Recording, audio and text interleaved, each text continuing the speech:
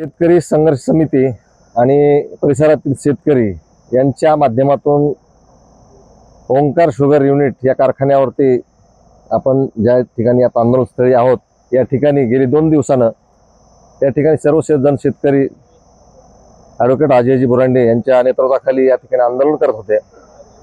त्या आंदोलनाला निश्चित यश आलेलं आहे।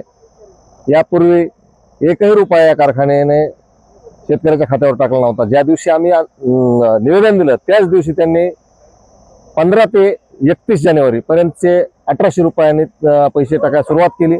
आणि ज्या दिवशी आम्ही बसलोय काल आंदोलनाला 8 मेला त्या दिवशी पुन्हा नंतर उर्वरित जे काही शेतकरी राहिले होते 21 मार्च पर्यंतचे, तर काल त्यांनी पूर्ण शेतकऱ्याचे पैसे 1800 रुपया प्रति टनाप्रमाणे टाकण्यास सुरुवात केलेली आहे। आणि आज आम्ही त्या 1800 रुपयावरती समाधानी नव्हतो। जो काही कारखान्याने भाव सुरुवातीला जाहीर केलेला 2950 तो पूर्ण भाव पूर्ण पैसा शेतकऱ्याच्या खात्यामध्ये टाकावा अशी त्यांची मागणी होती। आणि तसं त्यांनी लेखी या ठिकाणी आश्वासन लेखी स्वरूपामध्ये सर्व आंदोलकांना दिलं। त्यावर तुर्तास आम्ही समाधानी आहोत आणि 25 तारखेपर्यंत हे पैसे शेतकऱ्याच्या खात्यामध्ये वर्ग करू असं त्यांनी सांगितलेलं आहे। जर समजा